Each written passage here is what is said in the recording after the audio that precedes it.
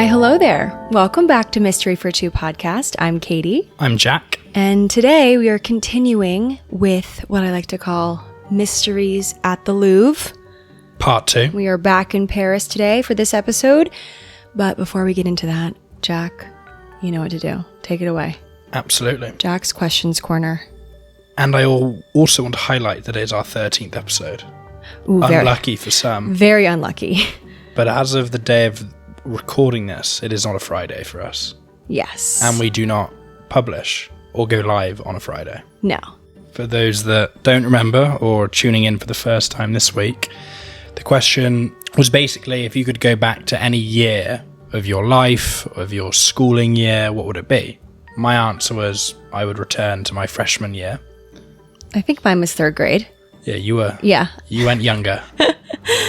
I did love the third grade. And I'm going to pick out one answer because it resonates. And I love it because great minds think alike. They also picked freshman year. Oh, so you're picking the one that validates you. But it's also a love story and about friends. Okay. So, I would also go back to my freshman year of college to relive the time I met my lifelong friends and go back and experience those belly laughs that I miss so much. Oh. Also, if it weren't for my best friend, I wouldn't have met my husband due to them being cousins. Fast forward 10 years later, we now have a 5 and a 2-year-old. I thought you were going to say we now have 5 kids. Wow. I mean, hey. 2 kids. Power to you. Wow, okay. Power to the freshman year. A love story. I can't say the same for myself, really. I did make some good friends freshman year, but none that led to you. We were on different paths. We were on different paths, but here we are.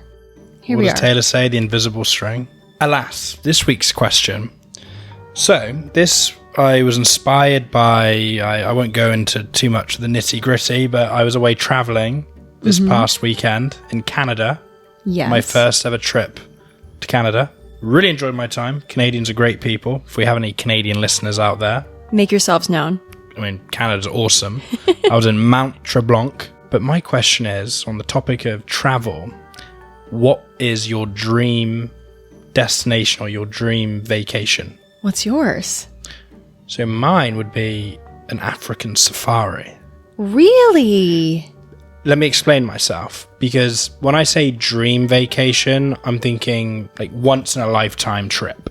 We together have already had a few beach trips and we will continue to go to the beach. Yes, we absolutely shall. The beach is important for Katie's sanity. Otherwise, I fear there might be an episode of me being murdered by me. The beautiful lady to the right of me. The beach is the third element of our relationship. Like, there are 3 of us in this relationship, you, me, and the beach.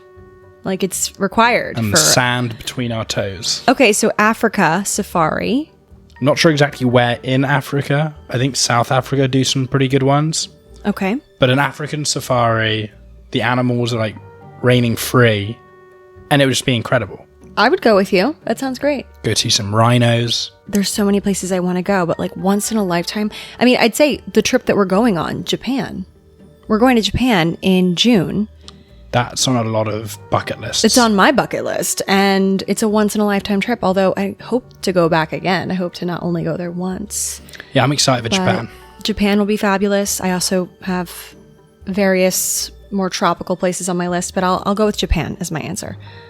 And luckily we are going there. So anyway, make sure you comment down below and tell Jack what your answer is, and you might get yours read or on air. If you've already gone on your dream trip, tell us and gloat. Yeah, totally fine. Love to hear about and take recommendations on where we should go. So I think it's time for us to dive back into our story from last week, which, if you guys recall, we unpacked the 1911 Mona Lisa heist at the Louvre Museum in Paris, France. And just for like a little elevator pitch, 2-liner recap. So the Mona Lisa was stolen by a man named Vincenzo Peruggia, and his motivation was allegedly to return the painting to Italy, where he felt that it rightfully belonged, but also probably so he could profit off of the sale, although he probably would not admit that. Seems like he was trying to do the patriotic and honorable. Exactly. He thought he was a very honorable man. Right, but also I think because he quite literally was trying to sell it to an art dealer in Italy, he also was motivated by money. But he won't tell the story that way, so... But if it wasn't for Vinny, the Mona Lisa would arguably not be as famous as it is today. Exactly. It really led to the fanfare that the Mona Lisa brings. I think, what was it, like 8 million visitors a year or something? Crazy. But now, fast forward to the year 2025. So, as we're sitting here today, last year, and there was another crime committed at the Louvre Museum in Paris. Let's dive on in. So, it was the morning of October 19th, 2025, and it was lightly drizzling. The Louvre Museum had just opened for the day. And right now in our story, we are in the Apollo Gallery, which is one of the most immaculately designed rooms in the Louvre. It's a long, hall-like room with high ceilings and is drenched in gold. There are mirrors that catch the light and ornate moldings running along the walls, and in 3 display cases installed in the center of the room, French crown jewels are sparkling under the gilded ceiling. At this point in our story, the museum has been open for about 30 minutes or so, and then, out of nowhere, a team of thieves dressed as construction workers, wearing reflective yellow vests and black balaclavas. Say the word. I can never say that because I always want to say baklava. Balaclava. Balaclavas. Black balaclava. Oh my gosh. I'll just say it for you. Yeah, say it. Balaclavas. Sliced their way through a second-story window that was overlooking the Seine River. So I can say the Seine correctly. I'm not going to say the Seine, but I can't say balaclava. Look, I just did it. There you go. I was going to say, do you know what a balaclava is? That was my question for you. You know what it is? Absolutely. It's like a hooded, you pull it over as eyes and mouth. Yeah. It's like the robber attire, I feel like. Whenever you picture a masked robber, you picture them in a balaclava that covers like everything but their eyes and mouth. Very intimidating. It reminds me of that line in Robbers by the 1975, that song. Great song. It's like her balaclava was starting to chafe. Great song. Great song. Anyway, so in order to get up to the window, the thieves had stolen a truck that had a furniture lift on the back of it. And you might remember seeing this in the news. There was this one video circulating of this furniture lift, kind of like a cherry picker. So they drove it to the area beneath the balcony on the south side of the building and used the lift kind of like a ladder to get up to the upstairs gallery. Their raid took only 7 minutes. In and out. 7 minutes. Once they were inside, they smashed into 2 high-security display cases, threatened guards with their power tools, triggered alarms, and plucked precious jewels from their cases. 8 19th century royal jewels were stolen, including a tiara, necklace, and a single earring from the sapphire set of Queen Marie Amélie and Queen Hortense, an emerald necklace and matching earrings from Empress Marie Louise, a tiara and brooch once worn by Empress Eugenie, the wife of Napoleon III, as well as a diamond-studded brooch. So, quite the haul. Quite the haul. 8 pieces. Well, technically, they did steal 9 pieces. We'll get to that in a second. But their value was about $102 million collectively. Yeah. Not bad for, what did you say, 7 minutes of work? 7 minutes. 7 minutes in heaven for them. 7 minutes in hell for French people and for everyone at the Louvre. The head of security. Probably terrified. Can you imagine you're there first thing in the morning? I'd be more terrified if I was being threatened by gunpoint rather than a power drill. Yeah, they didn't have, to my knowledge, they didn't have weapons. Or they weren't wielding weapons. Not to say you can't hurt someone with a power drill. I guess that is a weapon, right? Like a power. They had these like glass cutters. Yeah, so they could stab you. Yeah, that could be fatal for sure. But the reason why I said 8 pieces and then switched to 9, they had tried to steal 9 pieces from the collection. But as they escaped back out the window and down the ladder on the furniture lift, they dropped something. They dropped a diamond-encrusted crown on the street outside, kind of like Cinderella leaving her shoe behind after the ball. Cinderella's slipper. It was the crown that was worn by Empress Eugenie during her reign in the 1800s. So this will tell you a bit about the thieves and their skill level. In the process of extracting the crown from its glass case, they cut a hole in the glass to like pull it out, but they cut a too small hole. The hole was too small in the glass, but they were like, fuck it, we're gonna still try to get this crown out. So they're retching, like pulling the crown through the hole, damaging it in the process. So that happened. And then on their way out, as to escape, they dropped it. Like, I'm sure you could probably class any thief as disrespectful, but this is like very disrespectful thieving. Of course. You're going to like damage the goods you're stealing as well? Right. Like in their haste, they were like, I guess they didn't really care that much about the construction of the crown. They wanted what was inside of it, which was 1,354 diamonds, 1,136 rose-cut diamonds, 56 emeralds, and 8 gold eagles. That was what this elaborate crown had inside of it, or like was comprised of. Imagine how powerful you must feel wearing that crown. So, well, luckily someone could wear it again because it was retrieved. Thank goodness. And it's currently undergoing detailed, delicate restoration. So it's going to be okay in the end. Thankfully they were clumsy. Detailed, delicate restoration. That's how I'm going to explain the next day I'm hungover and what I'm doing to myself. You're undergoing detailed, delicate restoration. Drinking electrolytes. Blue Gatorade. And napping. Blue Gatorade, a bagel. Cream cheese. And a nap. That is detailed, delicate restoration for Jack after a night of drinking. That printed on a shirt or something.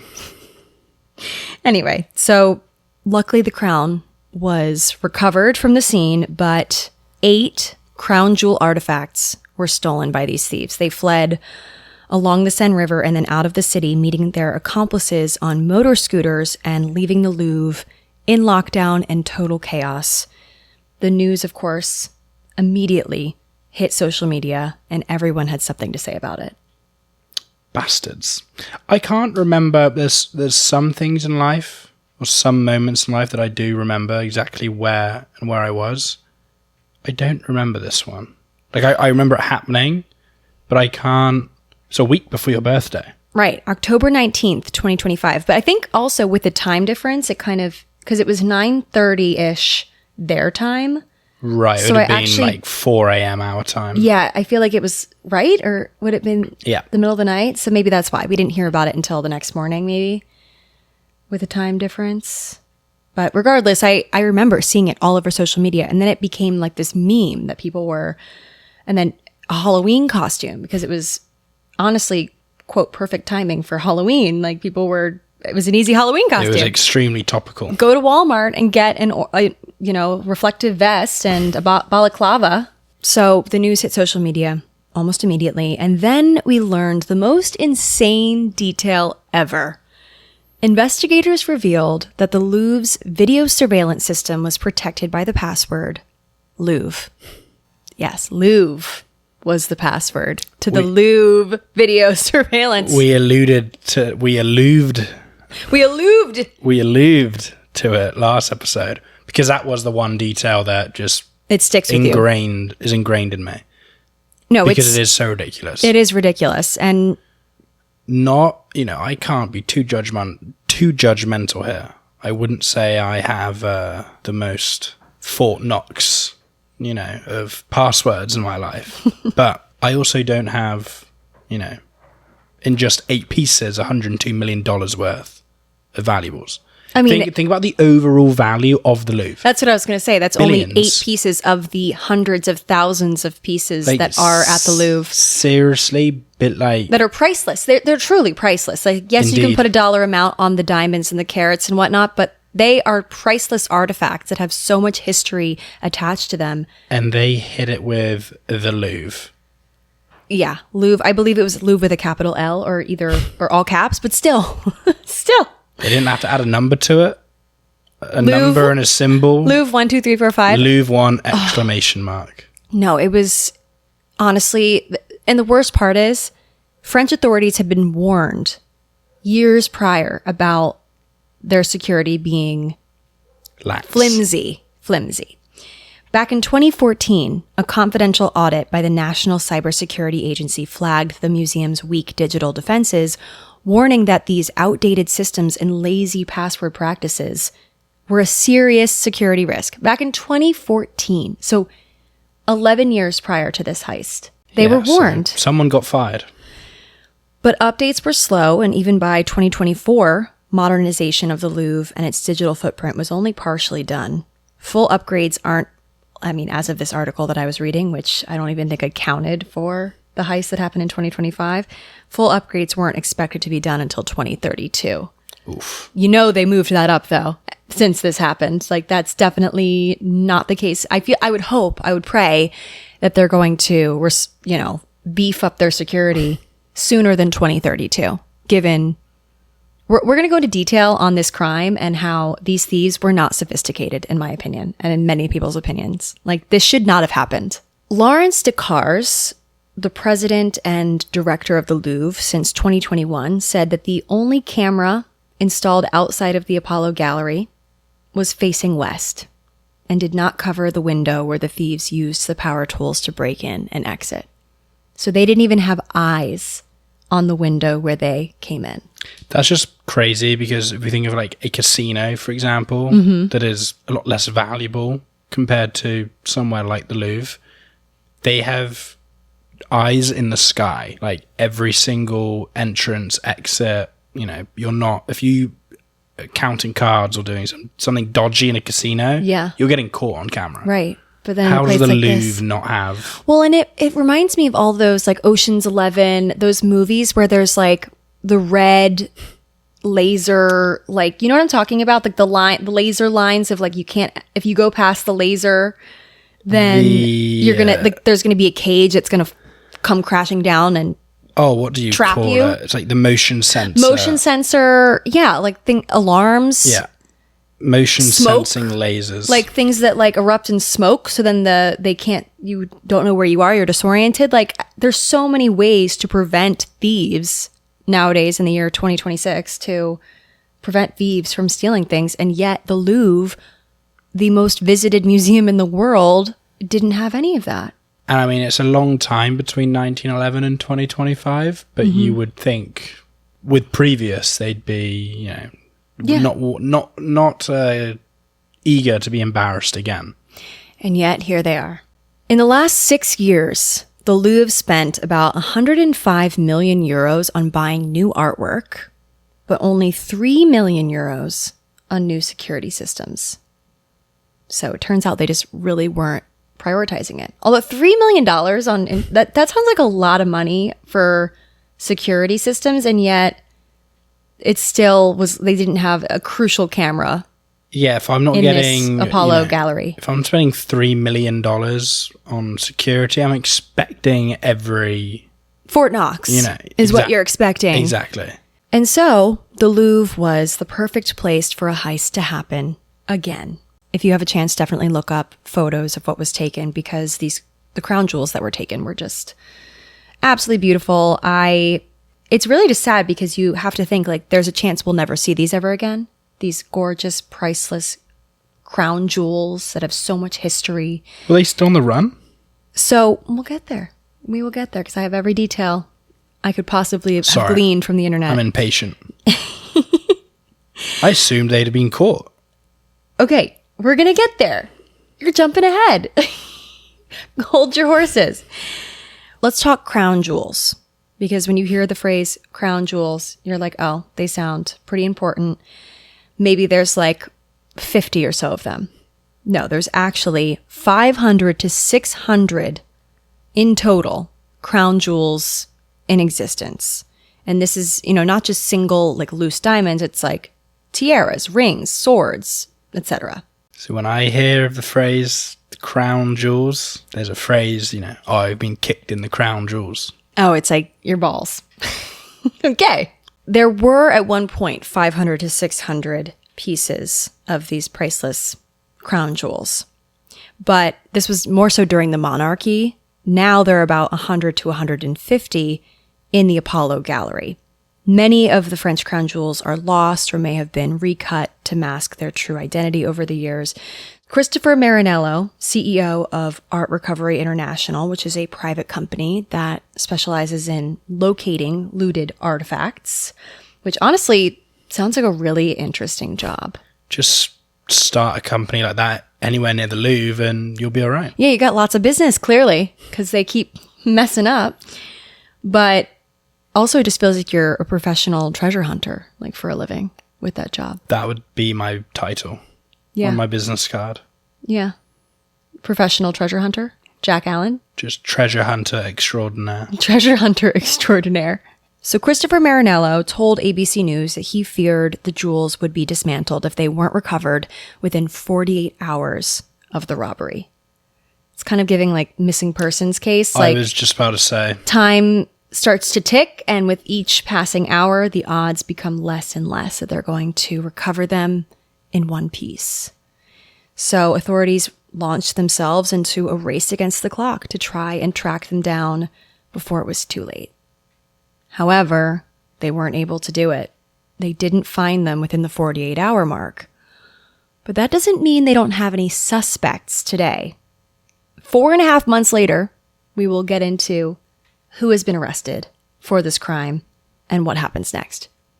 But before that, I found some really interesting tidbits in regards to the history of the French crown jewels, and it's actually very chilling because when the robbery happened at the Louvre Museum in 2025, it didn't just feel like a modern art heist in comparison to other heists that we've talked about. It felt very familiar, and not familiar like the Mona Lisa heist we covered last episode.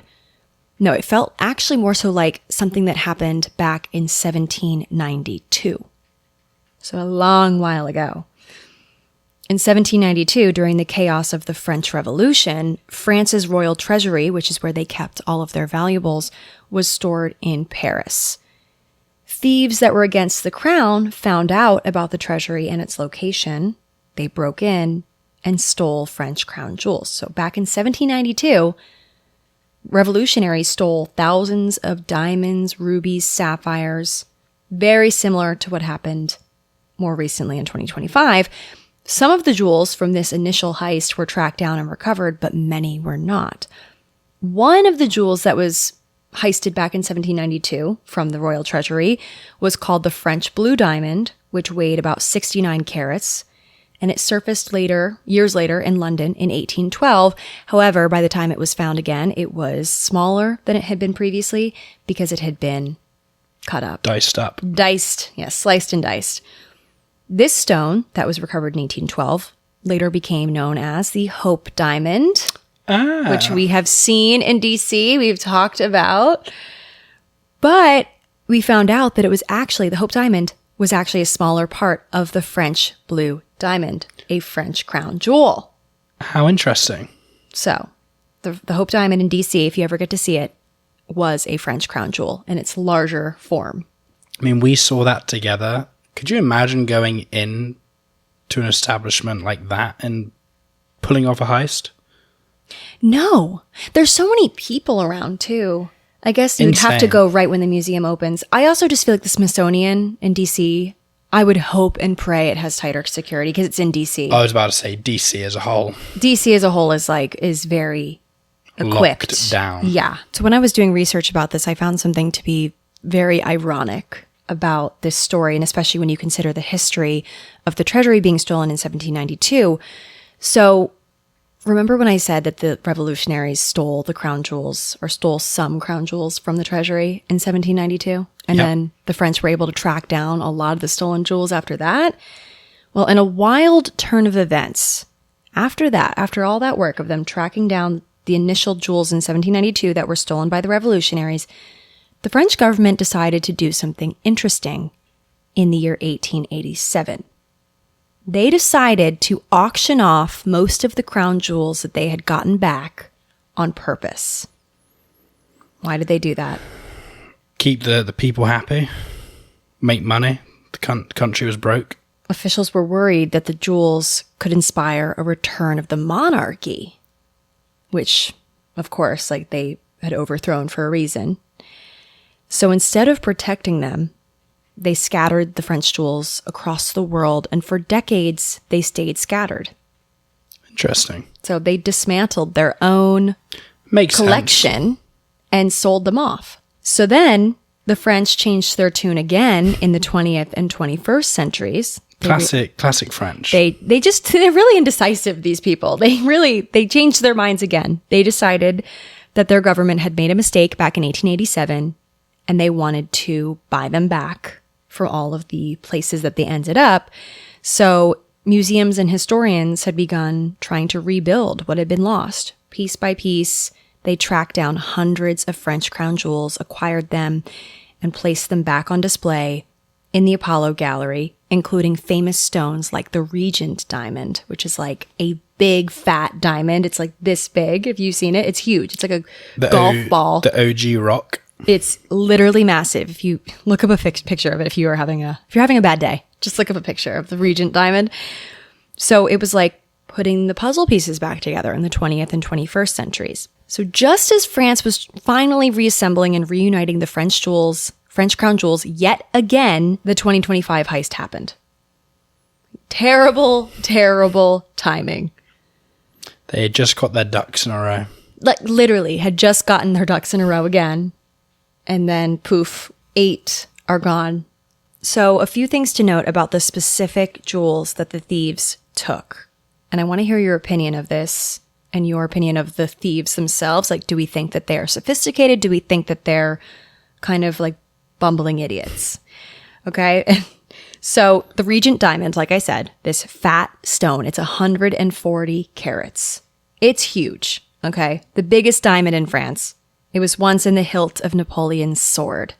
Ooh, that's cool. Yeah. Very famous stone and worth $60 million on its own. Cool. The thieves walked right by it and plucked 8 other pieces, or 9 if we include the crown that was dropped. Most of them were part of the reconstructed portion of the French crown jewels. So when I say reconstructed, like the ones that had been retrieved from various corners of the world after they'd been sold by the French government.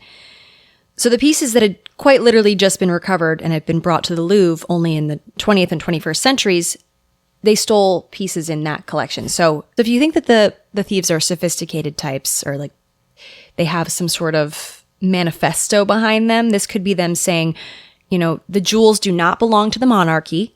They do not belong to the museums. They belong to the people. Like, you shouldn't have bought them back or found them from different corners of the world because they don't belong to you. They belong to the people. Like, that could be their message. Sure. Perhaps because they only stole the recently restored, or some of the recently restored pieces. And they stole pieces comprised of many small diamonds, so they could easily snap them apart and sell off thousands of small diamonds incognito, since it'd be harder rather to trace than a large stone, which, you know, they would also have to be sophisticated in knowing how to break down a large stone without getting caught. Alerting the authorities. Right. If you go to a jeweler and say, hey, I've got this 140 carat diamond. Yeah, I'm going to need to cut this down into like 100 smaller diamonds. It's a little suspicious. Yeah. Little suspicious. If you see the thieves as not being very sophisticated, it could be just that they, you know, took whatever they saw. They grabbed whatever was the easiest to pry out from the cases. Like we said, they didn't even have a great time doing that. They cut a hole that was too small and struggled to get a crown out of the case and damaged it. So what do you think? Do you feel like they're like smart and they had like a mission behind it in terms of like, we want this to be like a fuck you to the monarchy, fuck you to the organized institution like the Louvre. We want the people to get their stones back. I don't think so. I think it's just a coincidence on the timing. They wanted to get in and out with the smallest amount of time possible. In and out. I mean, Yeah. look, they weren't necessarily going in undercover. They were wearing yellow. Well, they were undercover. They were posing as construction workers. But you know what I mean? They weren't going in at the dead of night in pitch black. You know, they were Right. trying to blend in as if nothing was going on. Blend in until they came through the window. Blend in as they're like, you know, trying to get into the building. Construction Sure. workers arguably could be working on the windows. Well, but when they were in the hall, I'm saying, they were like fully breaking into these cases, which a construction worker that's supposed to be there would hopefully not be smashing into cases. You think they would ripping things out of two small holes? They'd be more delicate, you would like to imagine. Yeah, and they wouldn't be rushing around in 7 minutes. Like, they'd be probably taking their time, especially, I feel like the French take their time. Yeah, I'm going to go with, well, how big of a group was it? We'll get to that, but like roughly 4. We'll say 4. Okay. 4 people. I'm going to go with, it wasn't a political stance to be, we are the next set of the revolution. We're the, what's it called? Who's that guy? Robin Hood. Robin Hood. I almost said Ravenclaw. Harry Potter, okay. No, Robin Hood. Steal from the rich, steal from give the to rich. the poor. The Louvre being this like big institution. Some people are very anti big institutions. I think they were greedy. They wanted the money for themselves. But I arguably think like if something is in a museum, it is for the people, right? Because it's there so anyone can go and look at it. True. Although I will say the Louvre lines, we've discussed this in part 1, are out of control. Yeah, and I can't remember how much a standard ticket is. I don't think it's egregious. It should be free, really. But I guess they have upkeep. But clearly, the money isn't being used for the right stuff. It's they should not have being paid on security. They should have been having cameras in every room. Anyway, so those are some theories about the thieves' mindsets themselves. It's like, what was their true goal? Other than just like getting out of there as quickly as possible. We don't quite know. But as of this recording, so in what month is it? March of 2026, the investigation is still ongoing. Although at least 9 people have been arrested in connection with the heist. Okay, good. Yeah. I was about to say, I read the news daily and I can't say I've seen much on it. So the investigation has identified a core, quote, commando team, as they call it, of 4 men who physically carried out the robbery, or 4 people rather, who physically carried out the robbery, as well as several accomplices. 2 men aged 38 and 39, and 2 women aged 31 and 40, all from the Paris region, the Louvre president and director said to the press. And how did they ID these people? It's one of your favorite things to talk about. What do you mean? Your favorite thing to say when I'm like, how did they catch them? DNA? DNA. Oh, okay. Okay. I'm like, oh my God, you're literally obsessed with talking about DNA. I don't know. I only think Jack loves to talk about DNA. I only think of DNA when there's a corpse or a dead body. Yeah. I didn't go to DNA. Well, they did DNA analysis of a bunch of things that were left behind. Gloves, a vest, a helmet, and the glass cutters That makes sense. were left behind. What about the crown that they dropped? Great. They probably are also analyzed that, I'm Swabbing assuming, that, but yeah. I feel like maybe after being dropped, it perhaps, who knows? That said, there must be a lot of DNA in that room. Well, it's a museum. You shouldn't really be touching these things, I guess. Their alarms did sound like sensors were like they were aware that something had happened, but it literally took 7 minutes. So it was so quick. They didn't have a chance to react until it was too late. So I'm assuming as soon as they were able to like secure the scene, they did. And then Locked it down. So theoretically, the fingerprints on these things, the helmet, the gloves, the glass cutters, were only that of people that were at fault or people who knew someone. Because even if they were wearing gloves, if they had at any point touched these things before putting their gloves on, for example, their fingerprints would be left. You know what I mean? Hell yeah. DNA. DNA. We love it. We love it. So from that led to the arrest of 2 people. We only have first names and last initial right now. We've the first 2 that were arrested were Ayed G and Abdoulaye N. Hope I'm saying that right. A third man, Slimani K, who is suspected of having driven one of the 2 scooters used in the theft, was detained a few days later. And then the last man arrested, we don't have a name for, but he was apparently the second driver and 4th member of the commando team, but others were likely involved. Hence, like they had the main people that like actually did the crime itself, and then they had the like accomplices that helped them get away. What about the mastermind? Right. Like, who was the Like, the mastermind? planner. No, I'll be intrigued to find out, like, who, or maybe it was it was the four of them that came together and were like, we could do this. The fun, or an additional fun part of us covering this story is, as weeks go, if there's any updates. Oh yeah, we'll be the first to tell you guys if there's any updates. You 'Cause know. my finger is on the pulse with this one. Okay, I am like constantly tracking, refreshing, trying to find out anything that's happened with this. And not to say this is a fun case, because it is actually devastating that these pieces are gone.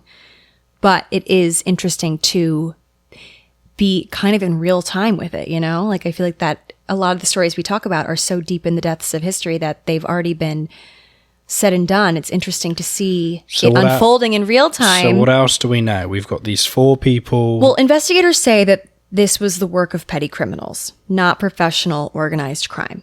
So they believe these are petty criminals. And there have been murmurs in the grapevine that these thieves were paid to do this by an unnamed billionaire that put it all into his private collection. Interesting. That's word on the street is. I say that with a grain of salt, but word on the street. How greedy do you need to be?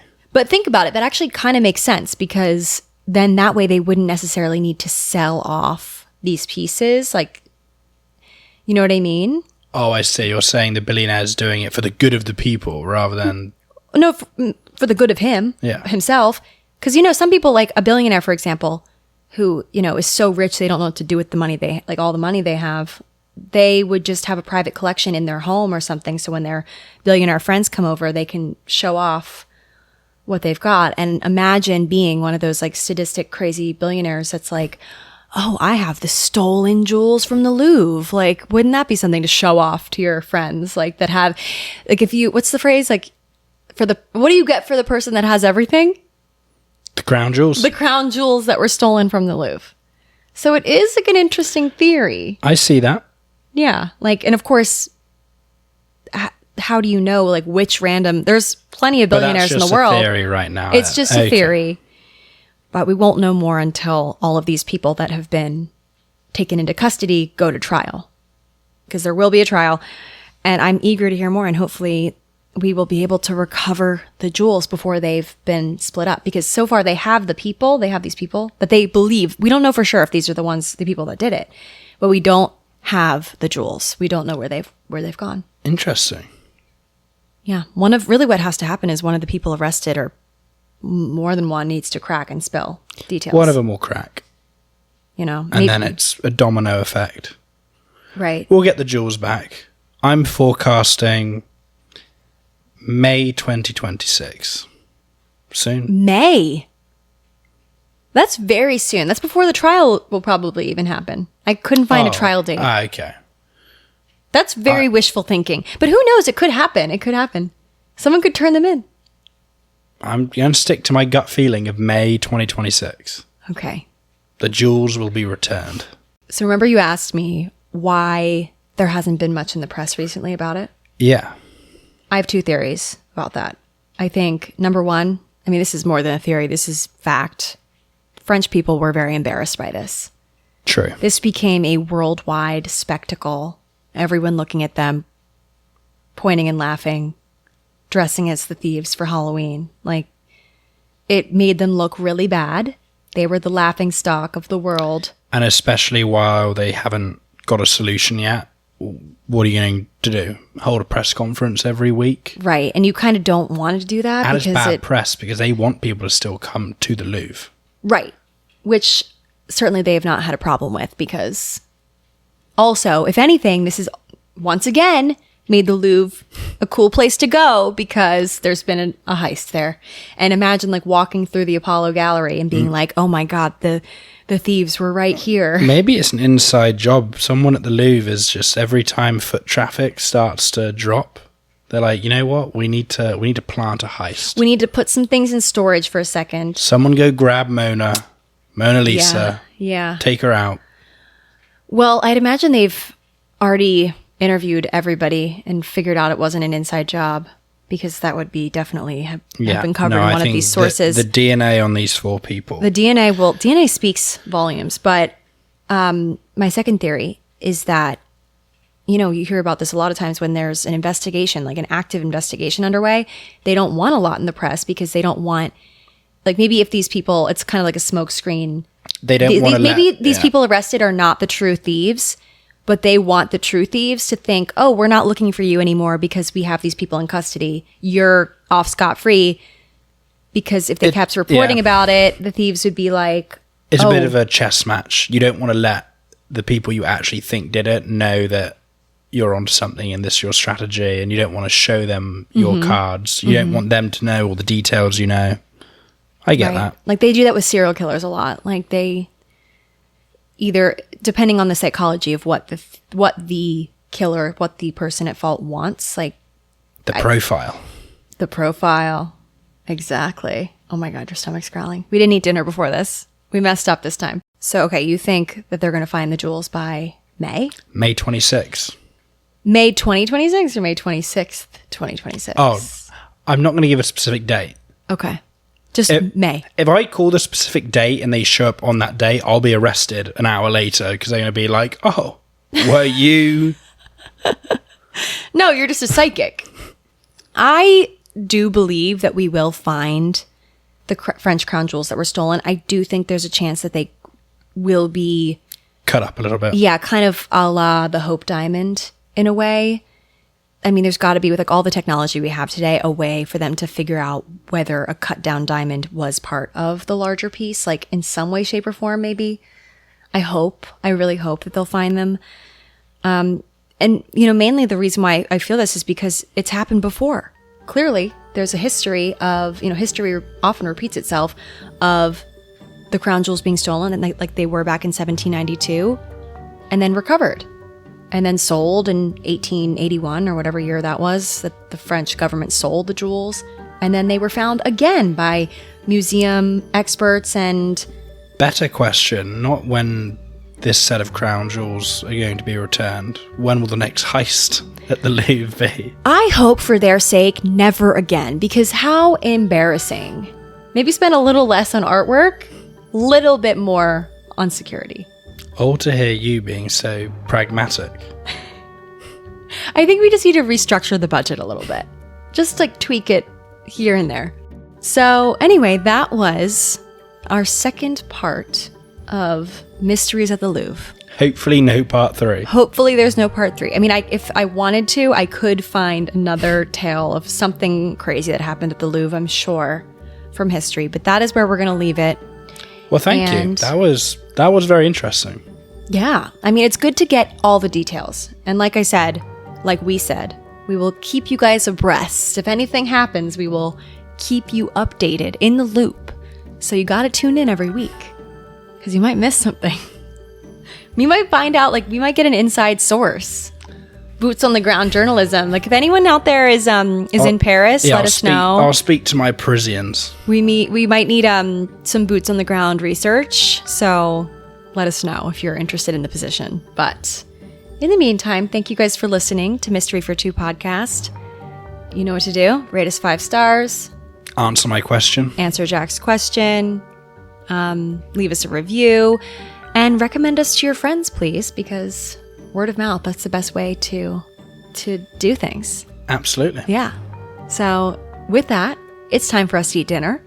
So thank you guys for listening. We will all talk to you next Monday. Bye. Cheers.